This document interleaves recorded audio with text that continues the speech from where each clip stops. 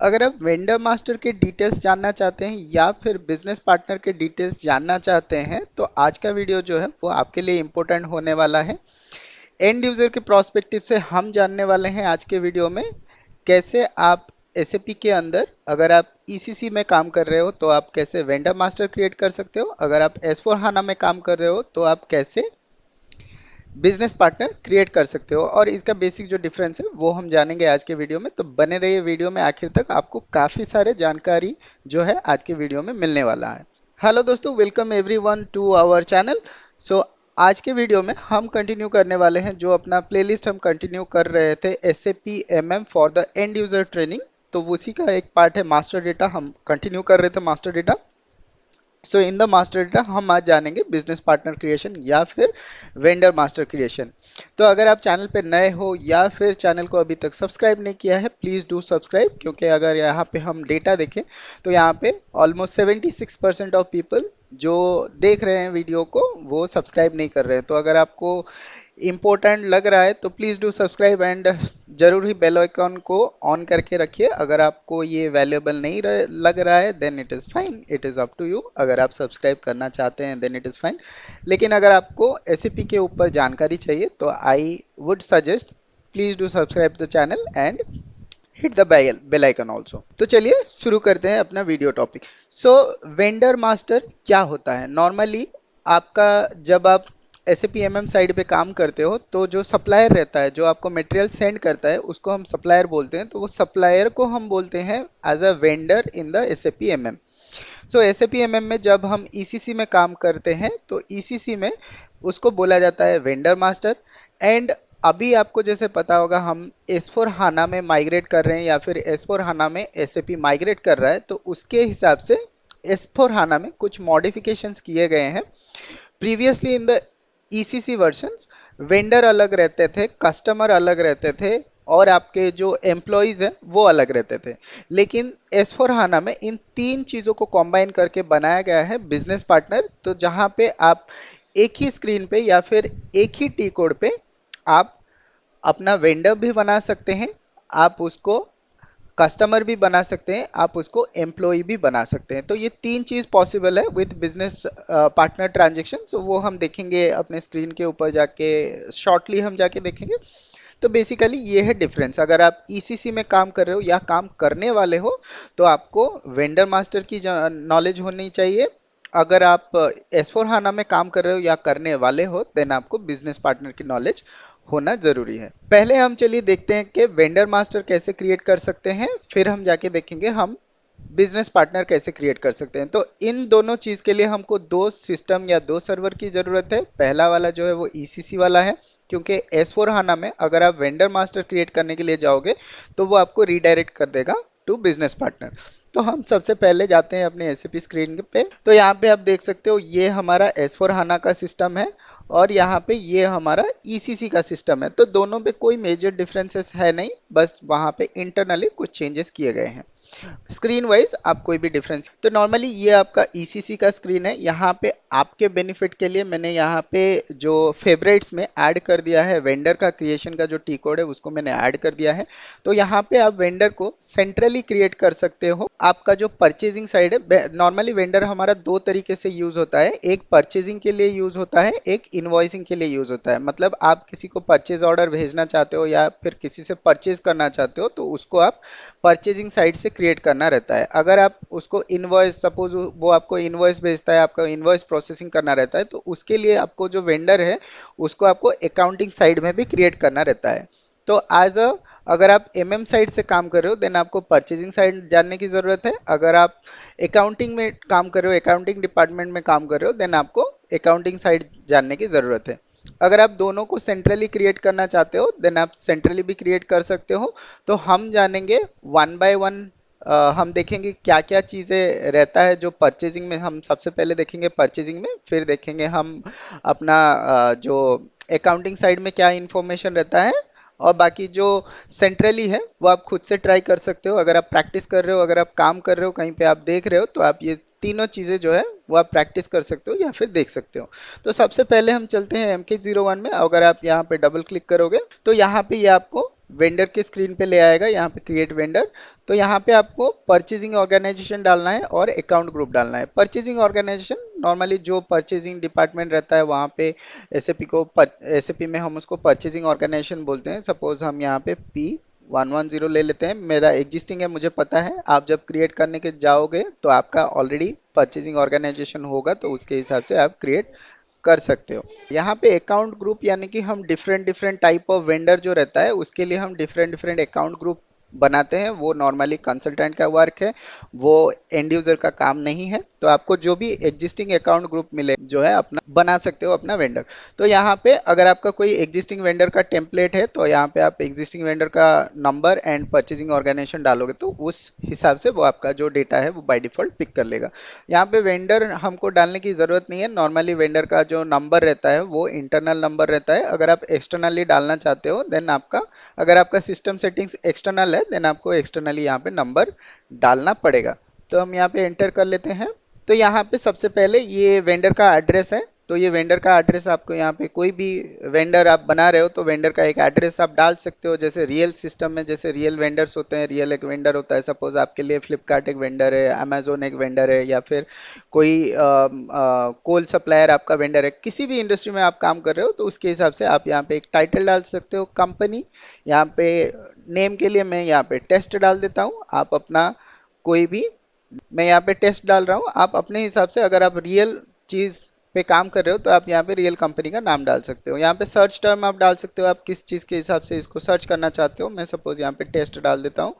और यहाँ पे बाकी सारी चीज़ें जो है वो एड्रेस के हिसाब से आपको डालना पड़ेगा। मैं बस यहाँ पे कंट्री ले लेता हूँ जो कि मैंडेटरी इन्फॉर्मेशन है। तो यहाँ पे बाकी सारी चीज़ें जो है आप टेलीफोन नंबर, फैक्स, ईमेल और जो भी information related to your suppliers information है, एड्रेस रिलेटेड इंफॉर्मेशन है, वो आप यहाँ पे डाल सकते हो। आप एक बार अपना जो सारा डिटेल्स आपने एक बार एंटर करने के बाद आप एंटर क्लिक करो। नेक्स्ट ये आपको लेके जाएगा वेंडर कंट्रोल पे। तो यहाँ पे ईसीसी पे अगर आपका वेंडर ऑल्सो कस्टमर है देन आपको वेंडर को भी कस्टमर के हिसाब से क्रिएट करना पड़ेगा एंड वो कस्टमर का नंबर लाके यहाँ पे एंटर करना पड़ेगा या मेंशन करना पड़ेगा। तभी जाके पता चलेगा कि ये जो आपका वेंडर है वो आपका कस्टमर भी है। कभी कभी क्या होता है कि आप जिससे परचेज करते हो उसको सेल भी करते हो, राइट। तो सपोज मैं अमेजोन से टीवी परचेज करता हूँ और मैं अमेजोन को सपोज टॉयज सेल करता हूँ, तो अमेजोन मेरा सप्लायर भी है एंड अमेजोन मेरा कस्टमर भी है, राइट। तो उस केस में आपको एक कस्टमर भी बनाना पड़ता है एंड देन वो कस्टमर नंबर को यहाँ पे आपके सेव करना पड़ता है ताकि सिस्टम को पता चलेगा कि ये जो वेंडर है ये एज अ कस्टमर भी सिस्टम के अंदर अवेलेबल है। तो ये कस्टमर के हिसाब से आप यहाँ पे जो tax related information, address details और कोई भी यहाँ पे डिटेल्स है तो वो आप यहाँ पे डाल सकते हो। एमएम साइड के लिए ये ज़रूरी नहीं है लेकिन आप चाहो तो आप उसको डाल सकते हो। नेक्स्ट यहाँ पे परचेजिंग का डेटा है। ये जो है इंपॉर्टेंट डेटा रहता है एमएम साइड के प्रोस्पेक्टिव से। तो सबसे पहले जो है वो करेंसी है। आप कौन से करेंसी में बाय करना चाहते हो या फिर कौन से करेंसी से आपका वेंडर आपके पेमेंट को रिसीव करेगा। सपोज आप रसिया के साथ डील कर रहे हो तो रसिया सपोज यूएसडी में बाय लेता है, अपना जो पेमेंट से वो लेता है। सपोज आप डील कर रहे हो चाइना के साथ तो चाइना अपना करेंसी से पेमेंट जो है वो लेता है। तो आप यहाँ पे वेंडर का करेंसी डाल सकते हो। नेक्स्ट जो है टर्म्स ऑफ पेमेंट, कितना दिन में आप पेमेंट करना चाहते हैं, पेमेंट का जो टर्म्स है वो आप यहाँ पे। देन इनको टर्म्स रहता है अगर आप बाहर से कहीं से ले रहे हो, सपोज आप रशिया से सामान ले रहे हो, चाइना से सामान ले रहे हो, तो कौन कहाँ तक मटेरियल को सप्लाई करेगा, कहाँ से आपको मटेरियल पिक करना है, तो उसके रिलेटेड में आपको यहाँ पे इनको टर्म्स डालना पड़ता है। अपने वेयर हाउस तक मटेरियल देता है या फिर सप्लायर आपको बोलता है कि मैं चाइना से हूँ तो मैं चाइना के बॉर्डर पे रख दूंगा, आप वहाँ से लेके पिक कर लो। या फिर चाइना बोलेगा कि मैं आपके बॉर्डर तक शिप कर देता हूँ फिर आपको वहाँ से पिक करके लेना है। तो ये इंटरनल चैम्बर ऑफ कॉमर्स के द्वारा जो है एक 8 से 10 जो है इनको टर्म्स बनाया गया है कि कौन कितना लायबल है जब हम ओवरसीज से चीज़ें जब खरीदते हैं तो कौन कहाँ तक दे सकता है। तो उसके लिए यहाँ पे मेंटेन कर सकते हैं। मिनिमम ऑर्डर वैल्यू, अगर आपका सप्लायर जो है वो बोलता है कि आपको मिनिमम 10 क्वांटिटीज ऑर्डर करना है या मिनिमम 100 क्वांटिटीज ऑर्डर करना है तो वो मिनिमम क्वांटिटी आप यहाँ पे डाल सकते हो। मिनिमम ऑर्डर वैल्यू जो है वो डाल सकते हो, क्वांटिटी नहीं है, ये ऑर्डर वैल्यू है। क्वांटिटी आपको मिल जाएगा अगर आप इन्फो रिकॉर्ड पे जाएंगे। नेक्स्ट हम जब देखेंगे उस टाइम में देखेंगे। तो मिनिमम ऑर्डर वैल्यू आप यहाँ पे डाल सकते हो। स्कीमा ग्रुप वेंडर, ये नॉर्मली हमारा प्राइसिंग प्रोसीजर के ऊपर होता है। अगर प्राइसिंग में कोई आपका स्कीमा ग्रुप डाला गया है तो आप यहाँ पे डाल सकते हो। That is more advance version. हम अभी बिगिनर लेवल के लिए जान रहे हैं तो हमको उतना ज़्यादा जानने की ज़रूरत नहीं है। प्राइसिंग डेट कंट्रोल, कौन से डेट से आपका प्राइसिंग जो है वो इफेक्टिव में आएगा। सपोज आप यहाँ पे टर्म्स ऑफ पेमेंट में बोल रहे हो कि मैं 30 डेज के बाद जाके पेमेंट करूंगा, जब मैं मटेरियल रिसीव करूंगा उसके 30 डेज के बाद पेमेंट करूंगा। तो वो डेट कहाँ से वैलिड हो सकता है, जब आपने गुड्स रिसीव की या फिर जब आपने यूज किया, तो कौन से डेट से आप देना चाहते हो वो यहाँ पे कंट्रोल कर सकते हो। नेक्स्ट जो है सेल्स डेटा, यहाँ पे आप किससे परचेज कर रहे हो, वहाँ पे कॉन्टैक्ट पर्सन कौन है, उसका टेलीफोन नंबर क्या है, तो वो सारा चीज़ आप यहाँ पे मेंटेन कर सकते हो। नेक्स्ट जो है वो कंट्रोल डेटा है। तो यहाँ पे काफ़ी सारे इंडिकेटर्स है जिसको आपको सिलेक्ट करना रहता है based on your requirement. First जो है जीआर बेस्ड इनवॉइस वेरिफिकेशन, अगर आपका इनवॉइस वेरिफिकेशन जीआर के हिसाब से होता है देन आपको जीआर बेस्ड इनवॉइस वेरिफिकेशन से। यहाँ पे ये जो नेक्स्ट दो इंडिकेटर है वो अगर आप ईआरएस के प्रोसेस को फॉलो करते हो देन आपको ये दो इंडिकेटर सिलेक्ट करना रहता है। नेक्स्ट जो है एक्नॉलेजमेंट रिक्वायर्ड, सपोज मैंने एक परचेज ऑर्डर जो है इस वेंडर को दिया है और वो वेंडर मुझे एक्नॉलेज करेगा कि मैंने ऑर्डर जो है वो रिसीव किया है। तो आपको भी अगर आपने कभी अगर फ्लिपकार्ट पे या फिर अमेजोन पे ऑर्डर दिया होगा तो आपको एक ईमेल कंफर्मेशन या फिर एक मैसेज कंफर्मेशन आया होगा कि ये ऑर्डर जो है आपका रिसीव हुआ है, राइट। तो सिमिलरली अगर आप इसको सिलेक्ट करते हो देन आपको एक वेंडर ऑर्डर एक्नॉलेजमेंट सेंड करता है। नेक्स्ट जो है वो परचेज ऑटोमेटिक परचेज ऑर्डर है। अगर ये वेंडर के अगेंस्ट में आपको ऑटोमेटिक परचेज ऑर्डर क्रिएट करना है, लास्ट टॉपिक हमने डिस्कस किया था ऑटोमेटिक परचेज ऑर्डर के ऊपर, तो अगर आपको वो करना है देन आपको ये इंडिकेटर जो है वो सिलेक्शन में रहना चाहिए। नेक्स्ट जो है सब्सिक्वेंट सेटलमेंट, और ये नेक्स्ट जो तीन इंडिकेटर है वो नॉर्मली रिवेट एग्रीमेंट के लिए है। तो अगर आपका रिवेट एग्रीमेंट प्रोसेस है देन आपको ये तीन चीज़ें सिलेक्ट करना रहता है। नेक्स्ट जो है वो रिटर्न्स वेंडर है। अगर आपको वेंडर को, जैसे कि मैंने बोला था कि वेंडर एज अ कस्टमर भी अगर काम करता है एंड आप एसडी शिपिंग मेथड में, यानी कि आप डिलीवरी क्रिएट करके अगर आप उसको सेंड कर रहे हो अपने वेंडर के पास, तो वो आपको यहाँ से सिलेक्ट करना रहता है। नेक्स्ट जो है सर्विस बेस्ड इनवॉइस वेरिफिकेशन, अगर ये वेंडर आपको कोई सर्विस प्रोवाइड करता है और आपका जो इनवॉइस है वो सर्विस से आप वेरीफाई करना चाहते हो देन ये इंडिकेटर उसके लिए रहता है। देन यहाँ पे एबीसी इंडिकेटर है, आप अपना सप्लायर को ए बी सी कैटेगरी में डिवाइड कर सकते हो कि कौन सा सप्लायर आपको अच्छा आइटम प्रोवाइड करता है, कौन सा सप्लायर आपको एवरेज आइटम प्रोवाइड करता है, कौन सा जो वेंडर है आपको लेट मटेरियल सप्लाई करता है या फिर क्वालिटी ऑफ गुड्स आपको सप्लाई नहीं कर सकता है, तो आपको उसको सी कैटेगरी में डाल सकते हो। Then mode of transport border, जैसे कि हमने डिस्कस किया था कि अगर आप ओवरसीज मोड ऑफ ट्रांसपोर्ट क्या रहेगा, आप बाय एयर ले रहे हो, बाय शिप ले रहे हो, या बाय रेल ले रहे हो, या फिर बाय आप रोड ले रहे हो, कैसे आपका मटेरियल आ रहा है, तो मोड ऑफ ट्रांसपोर्ट आप यहाँ पे डाल सकते हो। नेक्स्ट जो है ऑफिस ऑफ एंट्री, ये नॉर्मली हमारा जो सेम चीज़ें के लिए होता है कि सपोज आप चाइना से मटेरियल ले रहे हो, तो आप चाइना से जब मटेरियल लोगे तो मटेरियल कहाँ पे रिसीव होगा, तो वो mode of transport office of entry आप यहाँ पे सिलेक्ट कर सकते हो। सपोज मैं उसको चेन्नई में लूंगा या फिर मैं उसको गुजरात में लूंगा, कहाँ पे आप उसको रिसीव करना चाहते हो तो उसके हिसाब से आप यहाँ पे दे सकते हो।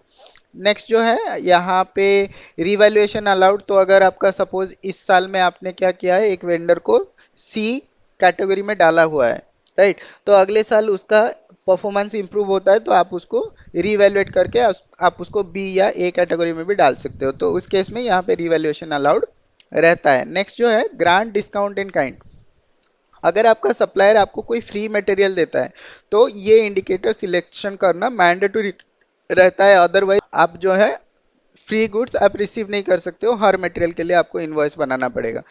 तो सबसे पहले ये इंडिकेटर ज़रूरी है। देन उसके बाद हमारा जो इन्फो रिकॉर्ड रहता है, इन्फो रिकॉर्ड पे हम मेंटेन करते हैं कि कितना फ्री गुड्स आना है, क्या फ्री गुड्स आना है, वो सारा चीज़ हम रखते हैं। लेकिन ये एक बेसिक इंडिकेटर है, मैंडेटरी इंडिकेटर है। अगर आपका सप्लायर बोलता है कि आपको वो कुछ फ्री गुड्स देने वाला है तो आप ये इंडिकेटर सिलेक्ट करके रख सकते हो। देन यहाँ पे शिपिंग कंडीशन आता है। शिपिंग कंडीशन आप कैसे उसको शिपिंग करते हैं, तो वो शिपिंग कंडीशन आप यहाँ पे डिफाइन कर सकते हो कि ये जो सपोज मैंने कुछ शिपिंग इंस्ट्रक्शन दिया है वो फॉलो हो रहा है या नहीं हो रहा है, तो वो सारा चीज़ हम शिपिंग कंडीशंस पे डिफाइन करके रखते हैं। तो उसके हिसाब से हमारा जो वेंडर का इवैल्यूएशन है वो होता है कि उसने क्या उसने हमारा इंस्ट्रक्शन फॉलो किया है या नहीं किया है। तो जब गुड्स रिसिप्ट आप करोगे उस टाइम में एक इवैल्यूएशन का फील्ड होता है, वहाँ पे जाके आपको इवैल्यूएट करना पड़ता है कि आपका मटेरियल सही से आया है नहीं है, आपका डिलीवरी डेट सही है या नहीं है।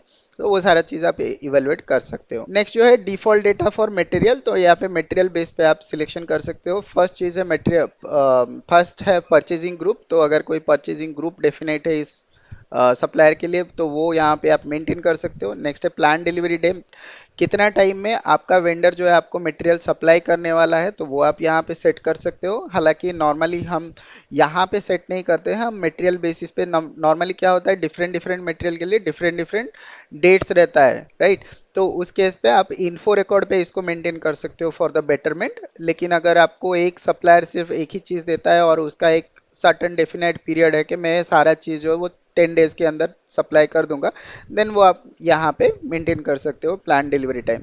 देन जो है वो कंफर्मेशन कंट्रोल रहता है। कंफर्मेशन कंट्रोल पे आप यहाँ पे दे सकते हो कि आपका अगर वेंडर आपको एक कंफर्मेशन भेजता है कि आज मैं अपना मटेरियल जो है वो शिप कर रहा हूँ या फिर मैं मटेरियल आज सेंड कर रहा हूँ। जैसे कि आप अगर अमेजोन या फ्लिपकार्ट पे ऑर्डर करते हो, जब आपका मटेरियल डिस्पैच होता है आपको एक मैसेज आता है कि आपका प्रोडक्ट डिस्पैच हो गया, आप 2 या 3 दिन में अपना मटेरियल आपको मिल जाएगा। तो सिमिलरली अगर बिजनेस पे ऐसा कुछ होता है तो हम यहाँ पे कंफर्मेशन कंट्रोल या तो कंफर्मेशन या तो फिर इनबाउंड डिलीवरी हम यहाँ पे सिलेक्ट कर सकते हैं। तो यहाँ पे आप देख सकते हो 0001 जो है वो कंफर्मेशन है, 0004 जो है वो नॉर्मली हमारा इनबाउंड डिलीवरी के लिए होता है, ठीक है।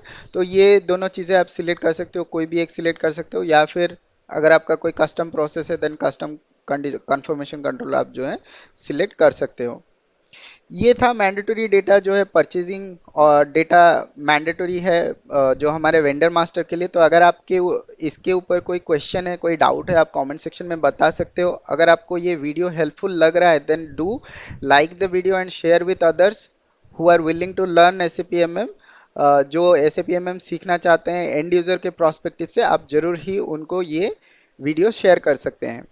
तो अगर आप यहाँ पे एंटर प्रेस करोगे तो यहाँ पे आप वेंडर का पार्टनर फंक्शन भी एंटर कर सकते हो। पार्टनर फंक्शन क्या रहता है, नॉर्मली सपोज एक वेंडर का multiple let's say multiple functions provide करने के लिए या फिर मल्टीपल फंक्शंस करने के लिए उसके पास डिफरेंट डिफरेंट वेंडर है। जैसे अगर हम एक एग्जांपल लेंगे फ्लिपकार्ट का, अगर हम एग्जांपल लेते हैं तो फ्लिपकार्ट में क्या होता है, आप जब ऑर्डर प्लेस करते हो देन फ्लिपकार्ट को ऑर्डर प्लेस कर मेन वेंडर वी कैन से।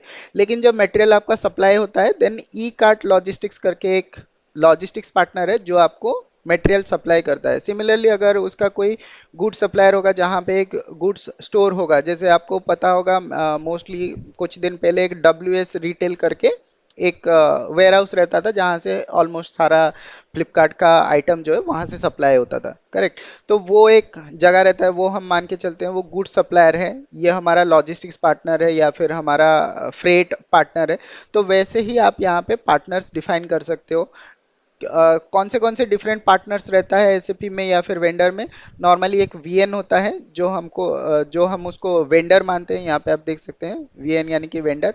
और अगर आप OA लेते हैं देन वो ऑर्डरिंग एड्रेस रहता है, कहाँ पे आप ऑर्डर प्लेस करना चाहते हो। देन एक PI रहता है जहाँ पे आप इनवॉइस सेंड कर सकते हो। देन एक GS रहता है गुड सप्लायर।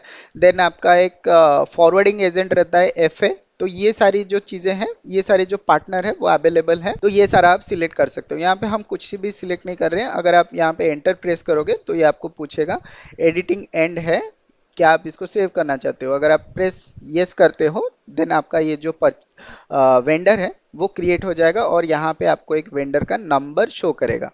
यहाँ पे आप देख सकते हैं vendor all 016 has been created for purchasing organization P110। तो हमने क्रिएट कर दिया है। अगर आपको वेंडर को कैसे एडिट करना है, वेंडर का इंफॉर्मेशन कैसे चेंज करना है, वेंडर को डिलीट करना है, ये सारी चीज़ें भी अगर आपको जानना है तो आप ज़रूर मुझे कमेंट सेक्शन में बताइए। मैं ट्राई करूँगा उसके लिए डिफरेंट वीडियो बनाने के लिए, क्योंकि अभी अगर हम सारा चीज़ ऐड करेंगे तो ये वीडियो काफ़ी ज़्यादा लंबा हो जाएगा।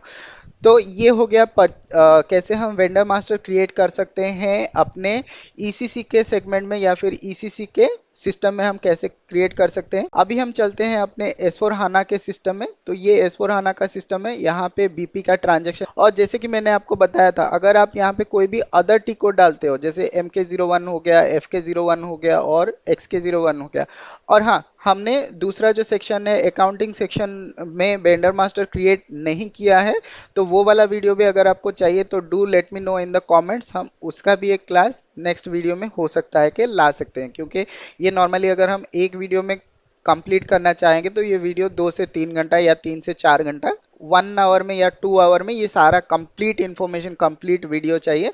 देन आप कमेंट, ज़्यादा कमेंटेड सेक्शन में आएगा या फिर ज़्यादा कमेंट जिस पे आएगा, we will try to create a video on a complete overview or a holistic approach to that video, we will try to create it। ठीक है, तो यहाँ पे अगर मैं MK01 एंटर करता हूँ, देन आप देख सकते हो क्रिएट वेंडर यहाँ पे दिखाई दे रहा है, लेकिन ये जो आपको नेक्स्ट इंफॉर्मेशन बता रहा है, redirecting the transaction BP as the MK01 is obsolete. So S4 HANA system अगर रहेगा तो आप MK01 में क्रिएट, ठीक है, आपको बिजनेस पार्टनर क्रिएट करना है। तो अगर मैं बिजनेस पार्टनर पे डबल क्लिक करूंगा, देन ये आपको इस स्क्रीन पे लेके आएगा मेंटेन बिजनेस पार्टनर। तो आप बिजनेस पार्टनर किस हिसाब से क्रिएट करना चाहते हो, as a person, as a organisation और एज अ ग्रुप, तो यहाँ पे आप सिलेक्ट कर सकते हो। नॉर्मली अगर हम ऑर्गेनाइजेशन, सपोज एक कंपनी है जिसके अगेंस्ट में हम बनाना चाहते हैं, तो आप ऑर्गेनाइजेशन भी बना सकते हो। अगर आप किसी पर्सन के अगेंस्ट में बनाना चाहते हो तो भी आप बना सकते हो। सपोज कोई आपको सर्विस एक सिंगल पर्सन दे रहा है, या फिर सपोज आपका कोई एम्प्लॉई है, तो वो एज ए पर्सन आपको बनाना पड़ेगा। ठीक है, तो यहाँ पे हम ऑर्गेनाइजेशन में क्लिक करते हैं। देन यहाँ पे जैसे मैंने आपको बताया था, आप जो है बिजनेस पार्टनर आप क्रिएट कर सकते हो कस्टमर के लिए, वेंडर के लिए या फिर एम्प्लॉय के लिए, सभी के लिए बना सकते हो। तो उसके लिए यहाँ पे एक रोल डिफाइन किया गया है। तो आपका वेंडर या फिर बिजनेस पार्टनर का क्या रोल है, अगर वो कस्टमर है तो भी आप यहाँ पे सिलेक्ट कर सकते हो।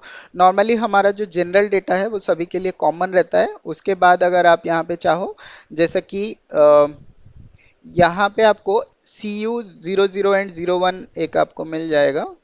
लेट मी स्क्रॉल डाउन, तो यहाँ पे आप देख सकते हो FLCU00 FI customer, FLCU01 customer के लिए। सिमिलरली अगर आप थोड़ा सा नीचे जाओगे, यहाँ पे FLVN00 एंड FLVN01 ये दोनों है होते हैं FI के वेंडर के लिए। इस सेक्शन यानी कि अकाउंटिंग डिपार्टमेंट, और वेंडर यानी कि हमारा परचेजिंग डिपार्टमेंट। तो अगर आप परचेजिंग के लिए क्रिएट करना चाहते हो, देन आप यहाँ पे FLVN01 सिलेक्ट कर सकते हो।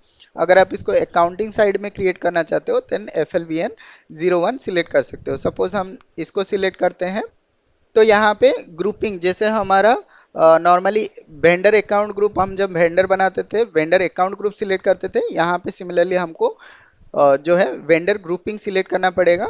तो यहाँ पे हम सपोज सिलेक्ट कर लेते हैं कोई एक, ठीक है, हम इसको सिलेक्ट कर लेते हैं। देन यहाँ पे आपको जो है ये बिजनेस पार्टनर जो है, पार्टनर नंबर ऑटोमेटिकली जनरेट होता है, आपको कोई भी एंटर करने की जरूरत नहीं है। लेकिन अगर आप मैनुअली करना चाहते हो, देन आपको नंबर रेंज में एक्सटर्नल लेना पड़ेगा। And that section is again, वो जो काम रहता है वो कंसल्टेंट का काम रहता है, वो आपका काम नहीं रहता है। आपको जैसे सिस्टम बना के दिया गया है, आपको उसको ऊपर बस क्रिएट करना रहता है। तो यहाँ पे हम सेम जैसा हम एड्रेस लेते थे, हम ऐसे ही क्रिएट करेंगे। सपोज हम यहाँ पे टेस्ट वेंडर बनाते हैं, और यहाँ पे मैं सर्च टर्म ले लेता हूँ, यहाँ पे पोस्टल कोड ले लेता हूँ सपोज ये, और मैं यहाँ पे लैंग्वेज सिलेक्ट कर लेता हूँ इंग्लिश। तो जो भी मैंडेटरी यहाँ पे दिया गया होगा, वहाँ पे एक मार्क एक सिलेक्ट होके आएगा। तो वो सारा आपको मेंटेन करना है, यहाँ पे आपको देखना है कि क्या क्या चीज़ें हैं। देन आप अगर यहाँ पे एंटर प्रेस करते हो, country and region suppose IN हम यहाँ पे डाल देते हैं, देखना रहता है। तो हमारा ये एड्रेस ओवरव्यू क्रिएट हो गया है। देन आप क्या कर सकते हो, यहाँ पे परचेजिंग के डेटा पे जा सकते हो। परचेजिंग डाटा से पे जाने से पहले यहाँ पे कुछ चीज़ें हैं जो आपको देखने की ज़रूरत है। एक है जो वेंडर जनरल डेटा, अगर आप यहाँ पे इसको सिलेक्ट करते हो, तो आपका ये अभी वेंडर नंबर जो है वो इंटरनल है, लेकिन यहाँ पे आपका एक वेंडर नंबर जनरेट होगा। जब आप इसको सेव कर लोगे तो ऑटोमेटिकली एक वेंडर नंबर यहाँ पे जनरेट हो जाएगा। ये जो वेंडर अकाउंट ग्रुप है वो हमने ऑलरेडी बना के रखा है, तो उसके हिसाब से ये जनरेट हो जाएगा। आज ए एंड यूजर आपको इतना सारा चीज़ जानने की ज़रूरत नहीं है, आपको बस यहाँ पे वेंडर नंबर जानने की ज़रूरत है। और यहाँ पे एक दो चीज़ें, अगर आपका ये वेंडर एक प्लांट के लिए आप अगर वेंडर बना रहे हो, मतलब suppose a plant as a vendor अगर आप बना रहे हो, देन आपको यहाँ पे एक इंफॉर्मेशन दिख जाएगा, एक प्लांट नंबर दिख जाएगा, और यहाँ पे प्लांट रिलेवेंट इंडिकेटर जो है वो सिलेक्ट होके रहेगा, एंड आपको यहाँ पे प्लांट इन्फॉर्मेशन दिख जाए। चेक करना चाहो या देखना चाहो या क्रिएट करना चाहो तो ये आप सिलेक्ट कर सकते हो, राइट। तो नेक्स्ट हम चलते हैं परचेजिंग के ऊपर। तो यहाँ पे परचेजिंग में आपको परचेजिंग ऑर्गेनाइजेशन के ऊपर आपको क्लिक करना है। यहाँ पे आप परचेज ऑर्गेनाइजेशन एक एंटर कर सकते हो। सपोज हम यहाँ पे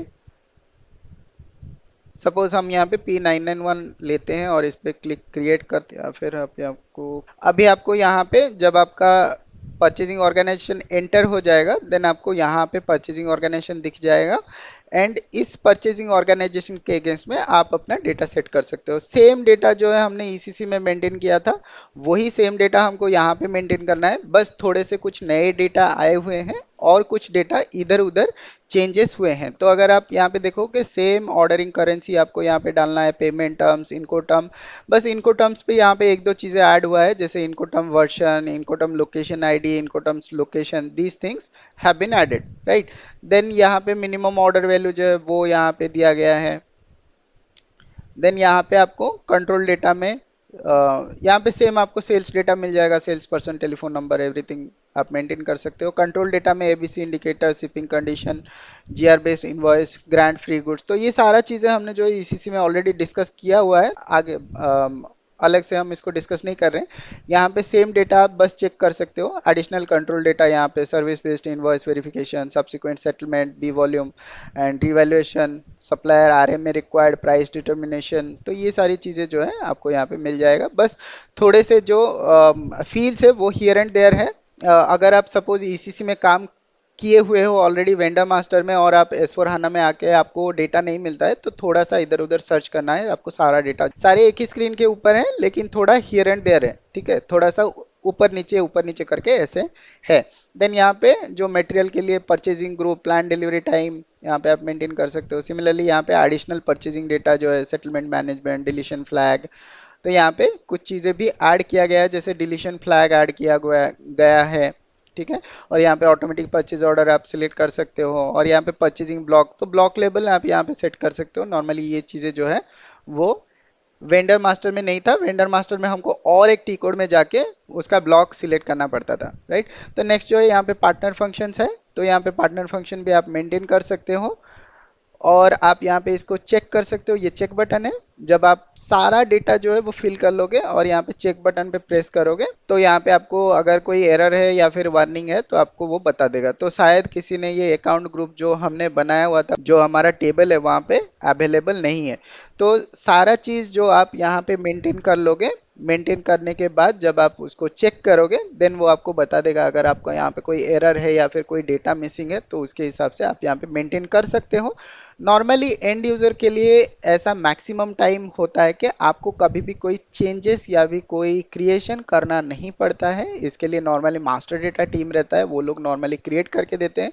तो अगर कभी आपको कोई चेंजेस करना पड़े या फिर कभी आपको बनाना पड़े, तो आपको रेफरेंस से भी आप बना सकते हो। कोई भी रेफरेंस वेंडर मास्टर या फिर रेफरेंस बिजनेस पार्टनर है, उससे आप बना सकते हो। या फिर अगर आपको कभी भी चेक करना पड़ता है, तो मोस्ट इंपॉर्टेंट थिंग कि आपको डेटा कहाँ पे कौन सा है वो आपको पता रहना चाहिए, और कौन सा डेटा कहाँ पे फेच होता है वो आपको पता रहना चाहिए, तभी आप जाके इस पे एफिशिएंटली काम कर सकते। ये था मोस्टली आज का वीडियो, जहाँ पे हमने क्रिएशन करना सीखा बिजनेस पार्टनर का। तो मास्टर डेटा का सेकेंड क्लास जो है वो कंप्लीट हुआ है। पहले क्लास में हमने मटेरियल मास्टर कवर किया था, दूसरे क्लास में हमने वेंडर मास्टर कवर किया है। नेक्स्ट क्लास में हम देखेंगे इन्फो रिकॉर्ड या फिर परचेजिंग इन्फो रिकॉर्ड, जहां पे हम वेंडर एंड मटेरियल के मास्टर डेटा बनाते हैं, जिसके हिसाब से हमारा प्राइस एंड अदर डिटेल्स जो है वो कैप्चर होके रहता है। जब हम परचेज ऑर्डर बनाते हैं तो उस पे वो सारी डिटेल्स जो है वहां से कैप्चर होके जाता है। तो नेक्स्ट क्लास में हम जानेंगे कैसे परचेजिंग इन्फो रिकॉर्ड बनाते हैं। तो अगर आपका कोई भी क्वेश्चन है, कोई भी डाउट है, वो आप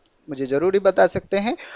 और अगर आपको मास्टर करना है बिजनेस पार्टनर या फिर वेंडर मास्टर के ऊपर, वेंडर मास्टर या फिर बिजनेस पार्टनर के, प्रैक्टिस इज अ मस्ट। आप जितना बार प्रैक्टिस करोगे, जितना फील्ड्स के ऊपर रिविजिट करोगे, आपको उतना ज़्यादा नॉलेज आएगा, क्योंकि बिना हैंड्स ऑन प्रैक्टिस के आपको कोई भी चीज़ें आप मास्टर नहीं कर सकते हो। तो ये था आज का क्लास। आई होप आपको क्लास पसंद आया होगा। तो अगर आपको पसंद आया है, do like share and subscribe this video and I will see you in the next class. Till then take care, bye bye and जय हिंद।